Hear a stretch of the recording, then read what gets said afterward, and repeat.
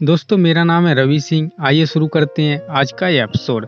कहानी की शुरुआत में हम एक पर्वतारोही को देखते हैं जो रात को अपने टेंट में बैठा होता है। तभी वो देखता है कि बाहर से रोशनी आ रही है।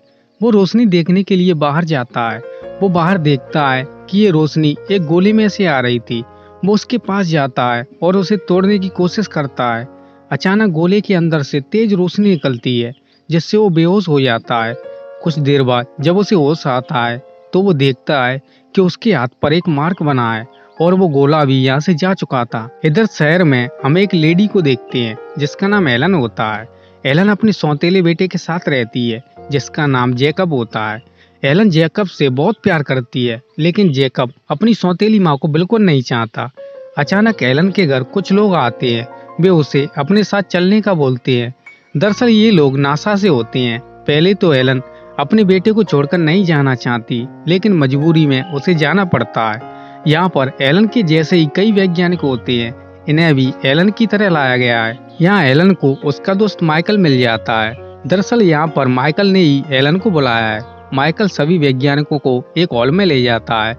वहाँ वो बोलता है कि एक ऑब्जेक्ट हमारी धरती की तरफ बढ़ रहा है जिसकी स्पीड 30 किलोमीटर प्रति सेकंड है। वो ऑब्जेक्ट कुछ ही समय में हमारी पृथ्वी से टकरा जाएगा और पृथ्वी का अंत हो जाएगा। इसके बाद सभी लोग वहां जाते हैं जहां वो ऑब्जेक्ट गिरने वाला होता है। अचानक उस ऑब्जेक्ट की स्पीड कम हो जाती है और वो आसानी से धरती पर लैंड कर जाता है।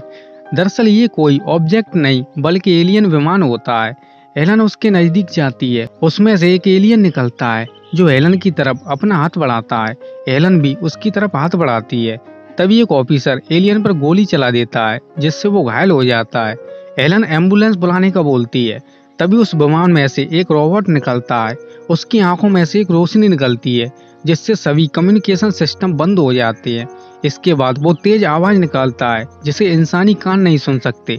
उस आवाज की वजह से सभी लोग बेहोश होने लगते हैं। एलन उस रोबोट के नीचे ही थी। वो उसे मारने वाला ही होता है। तभी वो एलियन उसे रोक देता है क्योंकि वो उसे मारना नहीं चाहती थी। वो तो उसकी जान बचाना चाहती थी। इसके बाद उस एलियन को लैब में ले जाया जाता है। वहाँ डॉक्टर उसकी त्वचा को चीरकर गोली निकाल लेते हैं। यहाँ वैज्ञानिकों को पता चलता है कि इस एलियन में इंसानी डीएनए है। दरअसल कहानी की शुरुआत में हमें जिस पर्वतारोही को दिखाया गया था, एलियन उसी का डीएनए लेकर गए थे। इधर कुछ ही समय में उस एलियन की त्वचा अलग होने लगती है और उसके अंदर से एक इंसानी शरीर जन्म लेता है। कुछ ही समय में वो बिल्कुल नॉर्मल हो जाता है। इसे इंसानी भाषा भी आती है। कुछ देर बाद यहाँ डिफेंस मिनिस्टर आती है। वो बोलती है, तुम यहाँ पर क्यों आए हो? वो बोलता है, मैं तुमसे कोई बात नहीं करना चाहता। मैं सभी देशों के नेताओं से बात करना चाहता हूँ।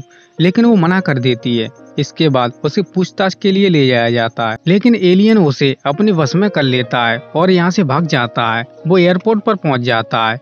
वहाँ वो बेहोश होने लगता है। तब वो एलन को कॉल लगवाता है क्योंकि उसकी दवाई एलन के पास होती है। एलन जैकब को लेकर उसके पास जाती है और उसे दवाई दे देती है। दवाई लगाते ही वो बिल्कुल ठीक हो जाता है।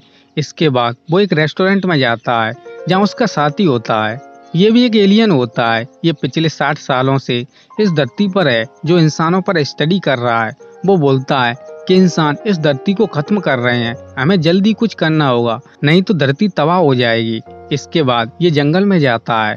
वहाँ ये पानी में से एक छोटे विमान को निकालता है और उसे हाथ लगाता है। उसके हाथ लगाते ही सभी विमान एक्टिवेट हो जाते हैं जो धरती पर कई जगहों पर होते हैं। दरअसल इस विमान के अंदर धरती के कई प्रकार के जीव होते हैं। ये सब करते हुए एलन उसे देख लेती है। अब एलन को उस पर शक होने लगता है। वो उससे बोलती है, तुम यहाँ पर क्या करने आए हो? वो बोलता है, हम इस ग्रह से इंसानों को खत्म करना चाहते हैं क्योंकि उनकी वजह से ये खूबसूरत ग्रह नष्ट होने वाला है। तभी यहाँ पर एक पुलिस वाला आ जाता है। वो उसे गाड़ी पर हाथ रखने का बोलता है। तब एलियन उस गाड़ी पर हाथ रखता है। उसके हाथ रखते ही गाड़ी पुलिस वाले को लगती है जिससे उसकी मौत हो जाती है। लेकिन एलियन उसे अपनी पावर से दोबारा जिंदा कर देता है और एलन से बोलता है, अब ये ठीक है, मैं इसे मारना नहीं चाहता था, लेकिन ये मेरे मिशन के बीच में आ रहा था, इसलिए मुझे इसे मारना पड़ा। एलन बोलती है, तुम इंसानों को सुधरने का मौका दो, हम सुधर जाएंगे। वो बोलता है, मैंने भी तुमसे मौका मांगा था कि मैं सभी देशों के नेताओं से बात करना चाहता हूँ, लेकिन तुमने मुझे मौका नहीं दिया। अब जल्दी इंसानों की सभ्यता खत्म हो जाएगी। तब एलन उसे लेकर एक प्रोफेसर के पास जाती है। वहाँ बोर्ड पर एक मैथ की प्रॉब्लम लिखी होती है जिसे इंसानी सभ्यता कई सालों से सॉल्व करने की कोशिश कर रही थी, लेकिन आज तक सॉल्व नहीं हो पाई थी। लेकिन वो एलियन कुछ ही सेकंड में इसे सॉल्व कर देता है। प्रोफेसर बोलता है, क्या इसे सॉल्व करना संभव है? वो आगे बोलता है कि क्या तुमने कभी अपने ग्रह पर तबाही नहीं मचाई? वो बोलता है, हमारे सौरमंडल के सूरज की रोशनी कम हो रही थी, तब हमने मिलकर अपने आप में बदलाव किया और कुछ ही सालों में सब कुछ नॉर्मल हो गया। प्रोफेसर बोलता है, जो तुम्हारे साथ हुआ वही इंसानों के साथ हो रहा है। जब इंसानों को एहसास होगा कि उनका ग्रह खतरे में है, तब वे सुधरेंगे और अपने ग्रह को बचाने के लिए कोशिश करेंगे, जैसे कि तुमने की थी। ये सुनकर एलियन में परिवर्तन आने लगता है।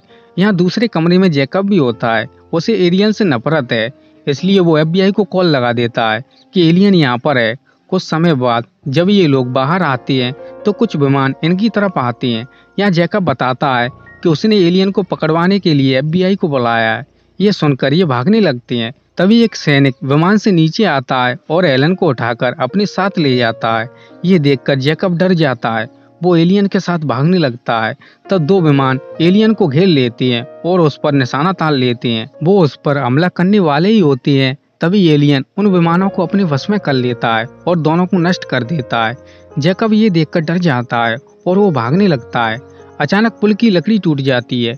जैकब नीचे गिरने वाला ही होता है, लेकिन एलियन उसे बचा लेता है। इधर आर्मी की सैनिक उस रोबोट पर हमला कर रहे होते हैं। तब रोबोट हेलीकॉप्टरों को अपने वश में कर लेता है और उन्हें क्रैश करा देता है। तब भी लोग रोबोट को लोहे की दीवारों में बंद कर लेते हैं और उसे उठाकर अपनी लैब में ले आते हैं। इसके बाद उसे जलाने की कोशिश की जाती है, लेकिन उसे कुछ नहीं होता। वो छोटे छोटे रोबोट में बदल जाता है। ये छोटे रोबोट रास्ते में आने वाली हर चीज को नष्ट करते हुए बाहर निकल जाते हैं। शायद ये इंसानों को इसी तरह खत्म करना चाहते हैं। इधर जैकब अपनी माँ को कॉल लगाता है, लेकिन फोन खराब होता है। तब एलियन फोन को वायर को हाथ लगाता है, जिससे फोन चालू हो जाता है। इसके बाद वो एलन से बोलता है कि तुम वहीं पर आ जाओ जहाँ पर मेरे पिता की कब्र है। एलियन और जैकब भी कब्र की तरफ रवाना हो जाते हैं। अब इन दोनों में दोस्ती हो जाती है। जैकब अपने पिता की कब्र के पास पहुंचकर एलियन से बोलता है कि तुम मेरे पिता को जिंदा कर दो, तुम तो लोगों को दोबारा जिंदा कर सकते हो। एलियन बोलता है, जिन लोगों का शरीर खत्म हो जाता है मैं उन्हें दोबारा जिंदा नहीं कर सकता। वैसे भी कोई चीज नष्ट नहीं होती, बल्कि वो तो एक रूप से दूसरे रूप में बदल जाती है। ये सुनकर जैकब अपने पिता की कब्र के पास बैठकर रोने लगता है। तभी यहाँ पर एलन आ जाती है। वो उसे अपने गले से लगा लेती है। जैकब अपने द्वारा किए गए बर्ताव के लिए उससे माफी मांगता है और बोलता है कि मैं पिताजी को बहुत मिस करता हूँ। एलन बोलती है, मैं भी तुम्हारे पिता को मिस करती हूँ। मैं तुमसे भी प्यार करती हूँ, क्योंकि मैं तुम्हारे अंदर तुम्हारे पिता की परछाई देखती हूँ। ये सब एलियन भी खड़ा होकर देख रहा था। वो एलन से बोलता है कि इंसानों का ऐसा रूप पहले मैंने कभी नहीं देखा। एलन बोलती है, अभी भी तुम इंसानों को खत्म करना चाहते हो? हमें एक मौका और दो, हम सुधर जाएंगे। एलियन बोलता है, इसके लिए एक बड़ी कुर्बानी देनी पड़ेगी। अब हमें वहाँ चलना चाहिए जहाँ पर हमारा जहाज है। इसके बाद एलियन उन दोनों को लेकर जहाज के पास पहुँच जाता है। यहाँ पर बहुत सारे छोटे रोबोट होते हैं। तभी ये तीनों एक सुरक्षित जगह पर पहुँच जाते हैं। अचानक जैकब की नाक से खून निकलने लगता है और कुछ ही समय में वो बेहोश हो जाता है। एलियन बोलता है कि इसके शरीर में रोबोट चले गए हैं, ये धीरे धीरे मर रहा है। तभी एलन की नाक से भी खून आने लगता है। एलन बोलती है, तुम जैकब को बचा लो। तब एलियन इन दोनों के हाथ को पकड़ता है और सभी रोबोट को अपने शरीर के अंदर ले लेता है और ये दोनों बच जाते हैं। इसके बाद एलियन इन दोनों को आखिरी बार देखता है और जहाज की तरफ जाने लगता है। वो जहाज पर जैसे ही हाथ रखता है, अंदर से तेज तरंगे निकलती हैं, जिनकी वजह से सारे रोबोट नष्ट हो जाते हैं। साथ ही साथ इंसानी टेक्नोलॉजी भी नष्ट हो जाती है, लेकिन इंसान जिंदा बच जाते हैं। दरअसल एलियन एलन से इसी कुर्बानी के बारे में बात कर रहा था। इसके बाद एलन और जैकब जहाज के पास जाते हैं। कुछ ही समय में एलियन जहाज को लेकर दूर चला जाता है। इसी के साथ ये कहानी यहीं पर खत्म हो जाती है। दोस्तों, आपको हमारी पेशकश कैसी लगी आप हमें कमेंट बॉक्स में ज़रूर बताएं।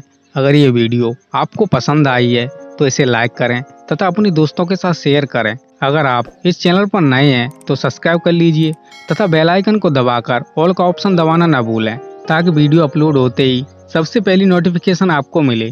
तो दोस्तों, आज के लिए बस इतना ही। मिलते हैं अगले वीडियो में। इस वीडियो को देखने के लिए धन्यवाद।